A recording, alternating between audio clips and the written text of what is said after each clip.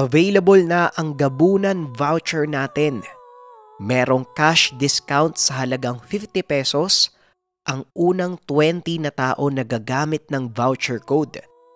Tandaan, unang 20 na tao lang ang pwedeng gumamit ng voucher code, kaya paunahan na lang. Ang voucher code natin ay JDFIJD. Ilagay lang ang voucher code na JDFIJD. Para magkaroon ng 50 pesos discount, yan lamang JIP, nariyan yung link ng Shopee account sa comment section. Maraming salamat.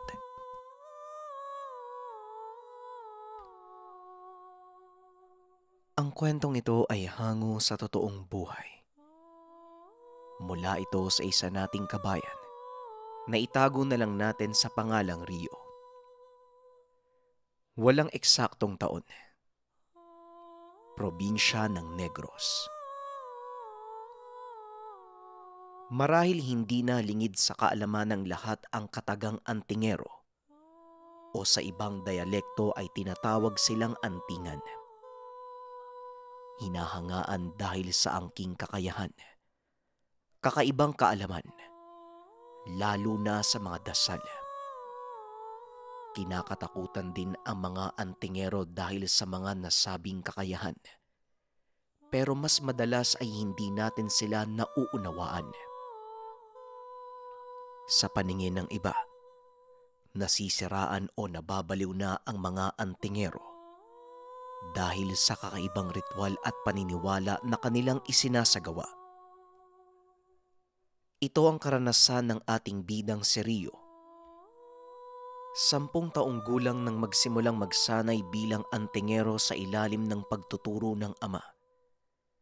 Sa edad na 10 taong gulang, nagabay niya ang paggamit ng mga dasal at nakuha ng binata ang kauna-unahang gamit na ipinamana sa kanya ng ama. Bagaman kaakibat ng kanyang aral ang panggagamot, hindi ito ginamit ni Rio. Pinili ng binata ang ilihim ito sa lahat at gagamitin ang kanyang kakayahan para ipagtanggol ang sarili at mahal sa buhay. Unang nagamit ng binata ang kakayahan ng makidayo ito ng basketball. Nanalo sila sa laro ng mga sandaling iyon. At dahil sa pustahan, malaking pera ang paghahatian nila ng mga kasamahan. Sa kasamaang palad, hindi matanggap ng kalabang grupo ang pagkatalo dahil nga malaki ang pusta. Muling nag-aya ang mga ito ng isa pang laro. Pasensya na mga pare. Gumagabi na kasi. At isa pa, malayo pa yung uuwian namin. Madilim na oh. Hindi na natin makikita yung ring eh. Wika ni Rio. Ngunit sadyang hindi pumayag ang kabilang grupo. Naglakad na palayo ang pangkat ni Rio. Ngunit hinabol sila ng mga ito. Napansin naman ng isa sa mga kasama ng binata ang papasugod na grupo. Kaya kaagad niyang binalaan si Rio.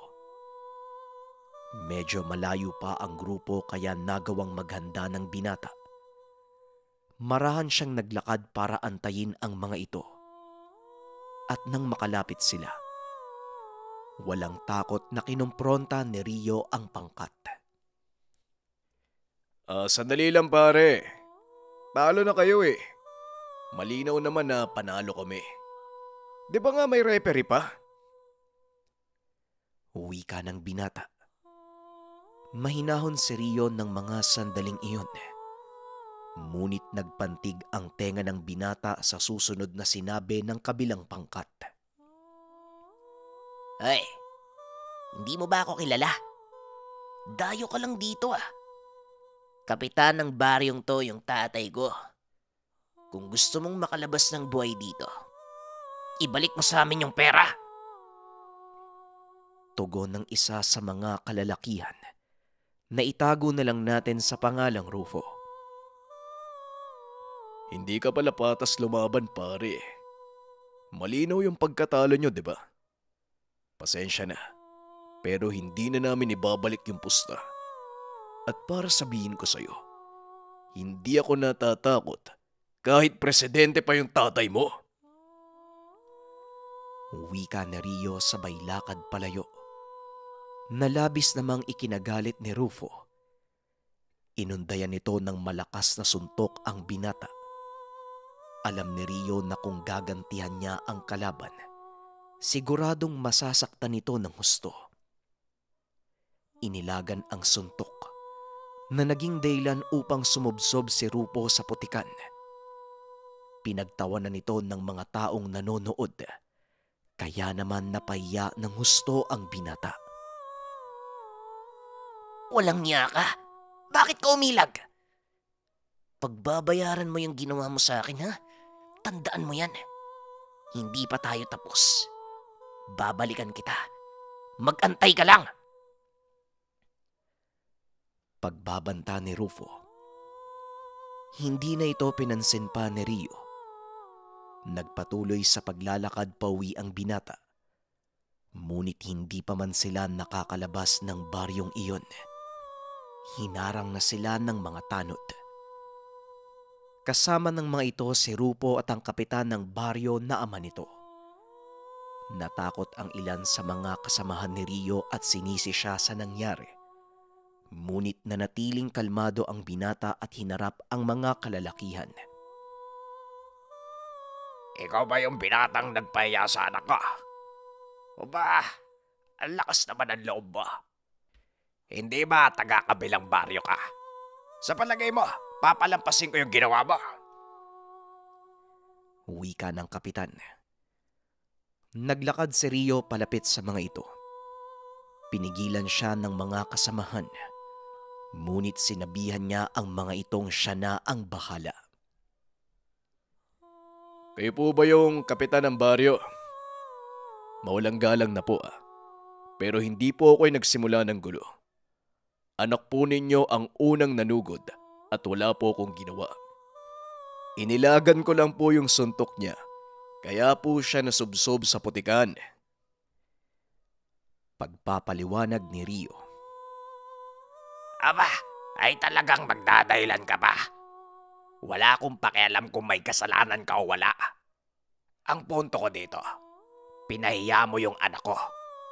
Walang sino man ang gumawa nun sa kanya. Talagang dito pa talaga sa baryo ko. Napakamot ng ulo si Rio at hindi inasahan ng lahat ang sumunod na sinabi nito. Kung ganun, wala pala kayong kwentang pinuno. Hindi kayo marunong humusga ng patas. Porket anak nyo yung nakagawa ng mali, pinaninindigan nyo. Nang mga sandaling iyon, nagtakbuhan na ang ilan sa mga kasamahan ni Rio. Alam nila ang susunod na mangyayari. Ngunit hindi nila inaasahan na magiging kabaliktaran ito. Nagalit ng husto ang kapitan at naglabas ng baril. Itinutok sa noo ni Rio at nagsalita. Aba, matapang ka ha? Sige, ngayon mo ilabas yung tapang mo. Anong pinagmamalaki mo? Nakatingin lang ng nakakaloko sa kanya si Rio na mas lalo pa nitong ikinagalit. Hindi nagsasalita ang binata, ngunit kitang-kita ng kapitan na wala itong takot.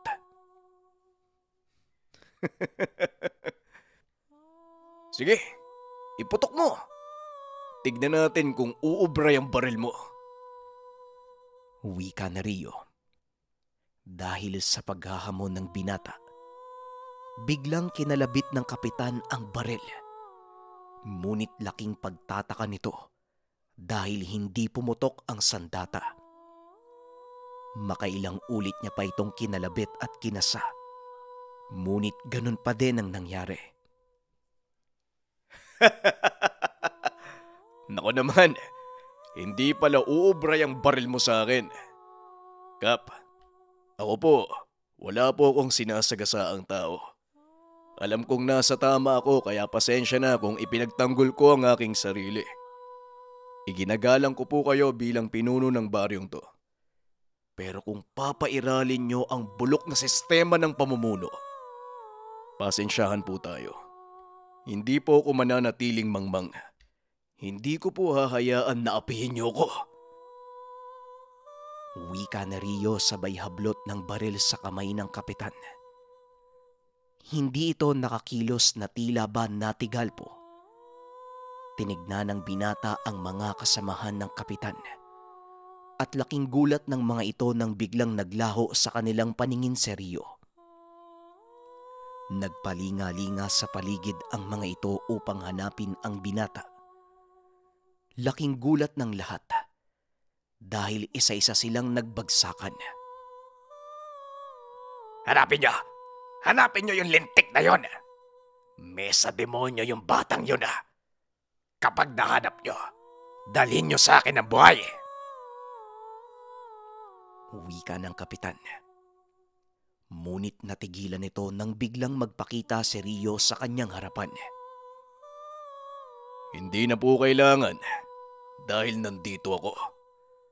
Tapusin na natin dito ang dapat tapusin. Nakaramdam ng matinding takot ang kapitan at mga tauhan nito. Kakaiba ang talim ng titig na Rio ng sandaling iyon. Handang-handa na ang binata na harapin kung anuman ang mangyayari. Talagang matapang kang bata ka. Bakit sa palagay mo bubuhayin pa kita? Sige, mga bata, tirahin na yan! Utos ng kapitan. Kagad namang sumugod ang mga tauhan nito. Hindi umalis si Rio sa kinakatayuan na tila inaantay ang pagtama ng kamao at sandata ng mga kalaban. Paglapit ng isa sa mga kaaway, walang pagdadalawang isip na sumugod si Rio. Isang malakas na suntok sa sikmura ang ibinigay nito sa tanod, dahilan para mawalan ito ng malay. O ano? Gusto nyo pa bang ituloy, Kapitan? Kasi ako na ang naaawa sa mga taong to eh. Kung talagang gusto nyo akong patumbahin. Ikaw, Kapitan, bakit hindi ikaw yung lumaban sa akin? Wika na Rio. Matapos magsalita ay ibinaling nito ang tingin sa mga tauhan ng kapitan. O kayo, hanggang kailan kayo susunod at magpapauto sa taong yan? Maaatim nyo ba na yung perang ibinabayad sa inyo galing sa taong to? Galing sa masama? Biglang nagsipagyukuan ang mga ito at isa-isang binitawan ang hawak na sandata. Hindi akalain ng mga taong iyon na isang binatang gaya ni Rio ang makakapagsalita ng ganon sa kanila. Hoy, anong ginagawa nyo? Binabayaran ko kayo para gawin yung utos ko! Sigaw ng kapitan. Ngunit isa-isang nag-alisan ang mga tauhan. Napagtanto ng mga ito na tama ang sinabi ni Rio. Napangiti na lang ang binata dahil sa nangyari. Paano ba yan, Kap? Gusto mo pa bang ituloy yung laban natin kasi gagabihin na ako ng uwi. Ano? Wika ni Rio. Lalo namang nanggigil ang kapitan. Ngunit alam nito sa kanyang sarili na wala siyang magagawa sa binata. Lalo pa at nakita na nito ang kakayahang taglay ni Rio. Hindi pa tayo tapos. May araw ka din sa akin at sinisigurado ko na matutuklasan ng lahat ang lihim mo. Wika ng kapitan sabay takbo papalayo. Napakamot na lang ng ulo si Rio at umalis na sa lugar. Minabuti na lang nitong umiwas. Dahil sa kabila ng kakayahang taglay ng binata, mas nanaisin nitong wag lumaban hanggat maaari. Pagdating ng binata sa kanilang tahanan, kaagad siyang sinabon ng kanyang ina. Pinaliwanag naman ito ang dahilan kung bakit siya ginabi ng uwi. Kasi si Kapitan Turing po, Nay. Hinarang po kami ng mga kaibigan ko. Kamuntikan ko na nga pong gulpin pero syempre, sinunod ko po yung sinabi ni tatay. Ayoko din po sanang makasakit kaso talagang wala na po akong pagpipilian Pagpapaliwanag ni Rio. Alam ko anak, pero pakiusap lang. Hanggat makakaiwas, umiwas ka sa gulo. Hindi dahil sa naduduwag ka, pero yon ang pinakamabuting gawin. Wika ng nanay ni Rio na itago na lang natin sa pangalang Aling Masing. Dahil sa nangyaring kaguluhan, minabuti ng ama ni Rio na lumayo na sa lugar na yun dahil alam nito na hindi sila titigilan ng kapitan. Rio, pasensya ka na pero mukhang kailangan na nating umalis sa bayag to. Masakit man sa akin iwan ng mga ari-arian, pero wala na rin akong magagawa. Mas uunahin ko ang kaligtasan nyo ng nanay mo. Wika ng tatay ni Rio. Hindi naman po natin kailangang umalis, Tay. Para saan pa ang kaalaman natin kung hindi natin gagamitin laban sa masamang loob? Nasa tama naman po tayo kaya wala tayong dapat ikatakot. Tugon ni Rio. Muli namang nagsalita si Mang Elias. Oo, tama ka nga anak. Para saan nga naman ang kakayahang taglay natin kung hindi gagamitin para ipagtanggol ang ating sarili? Pero, naisip mo ba kung anong maaaring mangyari kung sakaling gamitin mo ang aral mo, kagaya na lang ng naganap sa inyo ni Kap Turing? Ano sa tingin mo ang iniisip ng taong yon? Wika ni Mang Elias. Ngunit nangatwiran pa din si Rio. Pero Tay, hindi naman po pwedeng magpaapi tayo sa kanila. Namimihasa na sila Napailing na lang si Mang Elias. Dahil kahit papano, alam nitong may katwiran ang anak. Kahit na anak, hindi natin dapat gamitin sa pangsariling interes ang kapangyarihang inilaan sa isang mahalagang kaganapan. Muling wika ni Mang Elias. Alam ni Rio ang itinutukoy ng ama, kaya tumahimik na lamang ito. At habang nagkakarga ng mga kagamitan sa karo, napansin ni Mang Elias ang dalawang hindi kilalang lalaki na umaaligid sa kanilang bakuran. Hindi naman ito pinansin ni Rio, kaya minabuti na lang ng matanda na wag itong ipaalam sa kanya. Ngunit sa hindi inaasahang pangyayari, napuna ito ng binata at kaagad na nilapitan. Anong kailangan nyo? May hinahanap po ba kayo? Tanong ng binata. Dali-dali namang naglakad palayo ang dalawang lalaki. Ngunit habang naglalakad ay nakatitig ito ng masakit kay Mang Elias. Tay, kilala nyo po ba yung mga yun? Napansin ko kasi ang talas po ng titig sa inyo Tanong ni Rio. Umiling naman si Mang Elias dahil noon niya lang nakita ang dalawang lalaki. Hindi anak Ngayon ko nga lang sila nakita dito. Akala ko hindi mo napansin. Hinayaan ko na nga lang Tugon ni Mang Elias. Inaya nito si Rio na pumasok sa bahay upang kunin ang ilan pang kagamitan. Sakto namang nakasalubong nila si Aling Masing na nooy papalabas ng tahanan na may dalang kagamitan. Itinuro ni Mang Elias kay Rio ang mga dapat dalhin. Nang bigla silang makarinig ng dalawang putok ng baril. Dali-daling tumakbo ang binata palabas ng tahanan. At nakita si Aling Masing na nakahandusay at naliligo sa sariling dugo. Napasigaw ang binata sa sobrang galit. Lalo pa nang makita na ang may kagagawan ng pamamaril ay yung dalawang lalaking nakita niyang umaaligid. Dali-dali nitong binuhat ang ina upang dalhin sa loob ng tahanan at kaagad na inagapan ang sugat nito. Ngunit huli na, dahil saktong paglapag ni Rio sa katawan ng ina, nalagutan na ito ng hininga. Ngayon, Tay, sabihin niyo po sa akin kung mali pa din bang gamitin ang kakayahan ko laban sa masamang tao. Tingnan niyo yung nangyari kay Nanay. Tignan niyo yung ginawa ng masasamang loob sa kanya. Wika ni Rio. Hindi naman makasagot ang ama. Napaluhod na lang si Mang Elias. Sinapo ang noon ng wala ng buhay na asawa. Alam kong masakit para sa'yo, anak. Pero parte to ng buhay natin. Sa malaot madali, mawawala tayo sa mundong to. Hindi lang natin alam kung paano o kailan.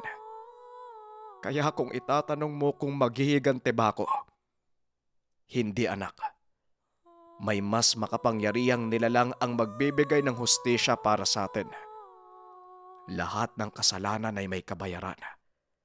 Dapat alam mo yan. Dahil sa pagkakaalam ko, hindi ako nagkulang ng pangangaral sa'yo. Mariing wika ni Mang Elias. Alam ng binatang hindi makikinig sa kanya si Rio dahil nabubulagan ito ng galit. Dali-daling tumayo ang binata. Tumakbo papunta sa lugar kung saan nagtungo ang dalawang kalalakihan. Hindi na nagawang sundan ni Mang Elias. Napakabilis kumilos ng anak. Ngunit alam ng matanda kung saan ito papunta. Agad na din siyang naghanda upang sundan ito sa baryo ni Kapitan Turing. Sa kabilang dako naman, nagawang abutan ng binata ang dalawang kalalakihan. Hinayaan lang ang mga ito. Sa kabila ng galit ni Rio, pinairal pa din niya ang pagiging mahinahon. Minatsyagan niya ang dalawang lalaki at nakitang pumasok ito sa bahay ni Kapitan Turing. Pasimpleng sumunod si Rio sa mga ito. Nagpalinga-linga sa paligid kung meron bang tao.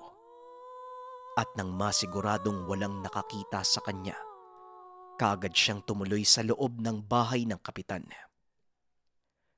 Nanlaki ang mga mata ni Kapitan Turing nang makita ang binata.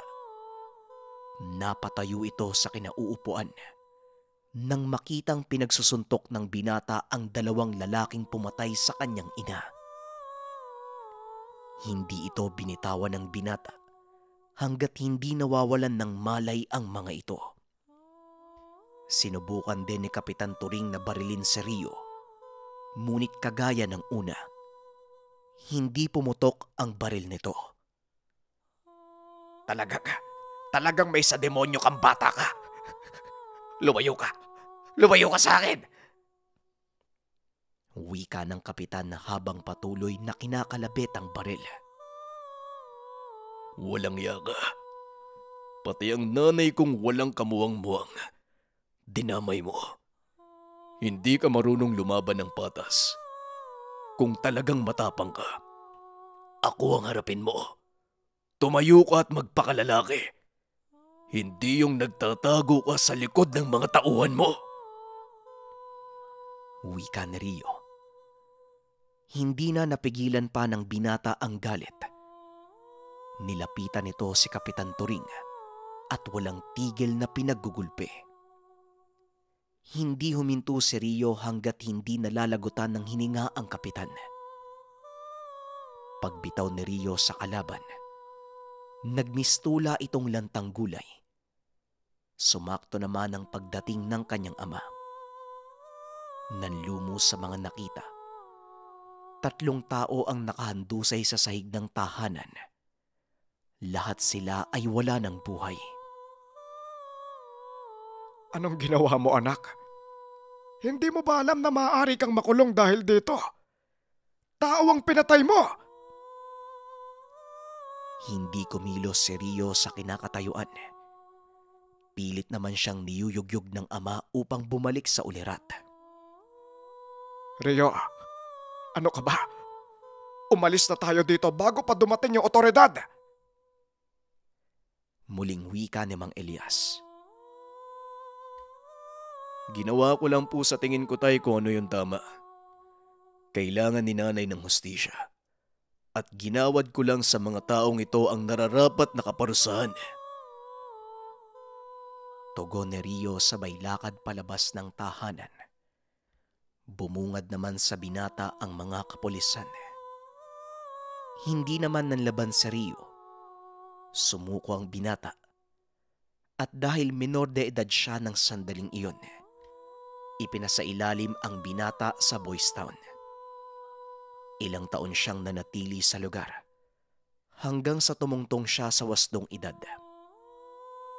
Binasa kay Rio ang kanyang sentensyang makulong ng habang buhay. Bagaman nagsisisi, wala na ding nagawa ang binata. Kagaya ng sinabi ng kanyang ama, lahat ng kasalanan ay may kaakibat na kaparusahan. At kahit gaano pa kaganda ang intensyon mo sa paggawa nito, mananatili pa din itong kasalanan. Ilang taon din ang binuno ni Rio sa kanyang sentensya. At dahil naging maganda ang record, nagkaroon ang binata ng pagkakataon upang makalaya. Sa kasalukuyan, naninirahan pa din si Rio sa dating lugar. Ngunit mas pinili nitong gampanan ang tungkulin ng pagiging manggagamot. Dahil habang nasa loob siya ng kulungan, naunawaan niya ang ibig sabihin ng ama. Ilaan ang kanilang natutunang aral sa mas mahalagang gampanin. Ito ay ang pagtulong sa mga nangangailangan, lalo na sa larangan ng espiritual. Muli JIP, kung gusto nyo ng voucher discount, comment lang ng #JD. Babasahin ko sa comment section kung ilan ang may gusto ng voucher discount. Yun lamang, maraming salamat. Nariyan din ang ating Shopee link. Paalam.